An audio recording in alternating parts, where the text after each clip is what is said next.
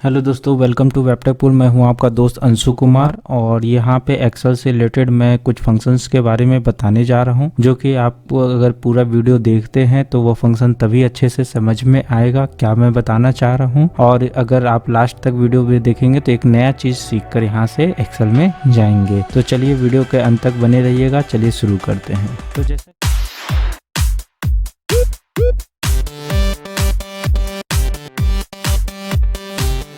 तो जैसा कि यहाँ पे आप देख रहे हैं कि यहाँ पे ग्रेड्स दिए हुए हैं, जिसको मैंने कैटेगराइज किया है ABCD, और इनके कमेंट्स जैसे A के आगे मैंने एक्सीलेंट लिखा, B के आगे गुड लिखा, C के आगे पास लिखा, D के आगे फेल लिखा। तो इस तरह से आपके कोई भी कमेंट्स हो सकते हैं। मैंने जस्ट एग्जांपल लिया है। तो यहाँ पे हम लोग जब यहाँ पे इस तरह से मेरे पास ग्रेड्स का रेटिंग दिया हुआ है, उनके कमेंट्स दिए हुए हैं। अब हमारे पास ऐसा आता है कि हमारे पास कुछ स्टूडेंट्स हैं, उनके नेम दिए हुए हैं और उनके ग्रेड्स दिए हुए हैं। अब ग्रेड्स के अकॉर्डिंग उनका कमेंट्स ऑटोमेटिक फिल हो जाए। तो वैसे में जैसे यहाँ पे एक एग्जांपल लिया है मैंने कि हम नॉर्मली जो यूज करते हैं वो इफ़ फंक्शन यूज करते हैं। और इफ़ फंक्शन में जैसे कि हमने मान लीजिए कोई स्टूडेंट है, उसका C ग्रेड है और यहाँ पे कमेंट में ऑटोमेटिक यहाँ पे पास लिखा हुआ आना चाहिए। और जैसे जैसे यहाँ पे मैं ग्रेड्स चेंज करूँगा तो उसके अकॉर्डिंग यहाँ पे कमेंट्स भी चेंज होने चाहिए। तो जब हम लोग नॉर्मली इफ़ फंक्शन यूज करते हैं तो देखिए कैसे यूज करते हैं। इक्वल टू इफ़ के बाद हम लोग क्या करेंगे, सेल को सिलेक्ट करेंगे जिसमें हमारा ग्रेड्स लिखा हुआ है। इक्वल टू किसके हो, इक्वल टू करेंगे A।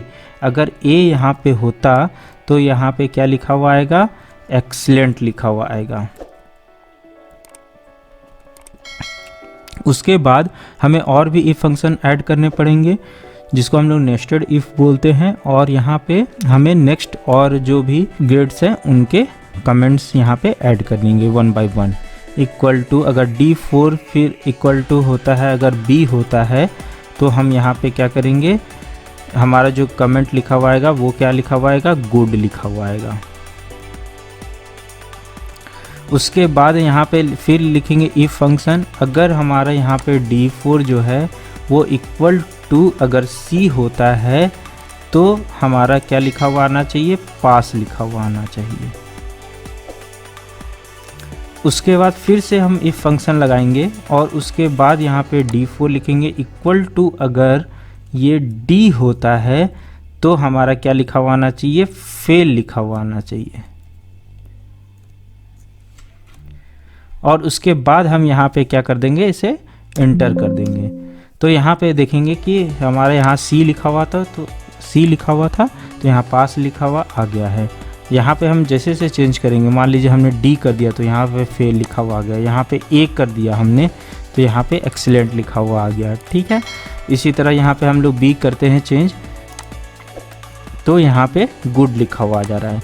तो ये तो हमने इफ फंक्शन यूज किया और उसके थ्रू ये हमारा फॉर्मूला बना और ये हमारा रिजल्ट आ रहा है। तो आपने देखा कि इफ़ फंक्शन के लिए हमें कितना ज़्यादा एफर्ट करना पड़ा। बार बार सेल को हम लोग सेलेक्ट कर रहे हैं, फिर मतलब ये तो हमें लिखना पड़ेगा, ये तो दिखाना पड़ेगा कि A के लिए हमें एक्सीलेंट लिखना है, B के लिए गुड लिखना है। लेकिन बार बार D4 फिर सिलेक्ट करो, फिर से D4 फिर इफ़ फंक्शन फिर से लगाओ, तो इस तरह से बहुत लेंदी फार्मूला हो जाता है और बहुत कॉम्प्लिकेटेड भी हो जाता है।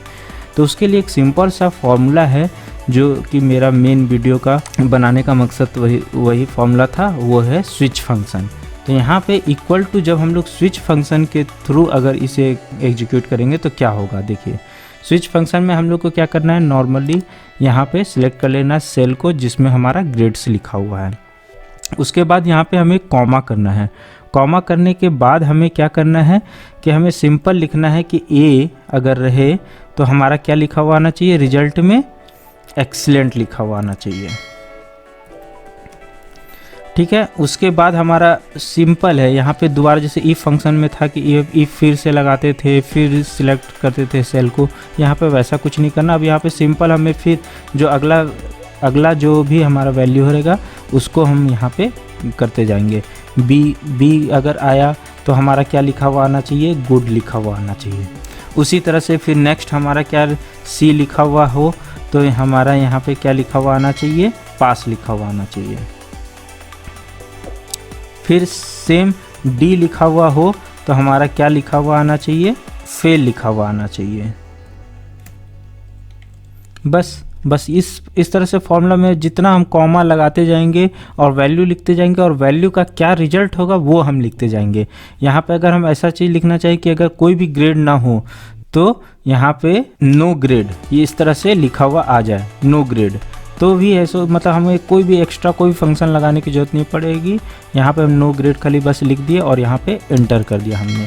तो यहाँ पे क्या लिखा हुआ आ रहा है, अभी गुड लिखा हुआ आ रहा है। यहाँ पे हम ए का ए चेंज कर देंगे तो यहाँ एक्सीलेंट लिखा हुआ आएगा। इसी तरह से यहाँ पे सी लिख देंगे तो पास लिखा हुआ आएगा। इसी तरह से यहाँ पे डी लिख देंगे तो यहाँ पे फेल लिखा हुआ आएगा।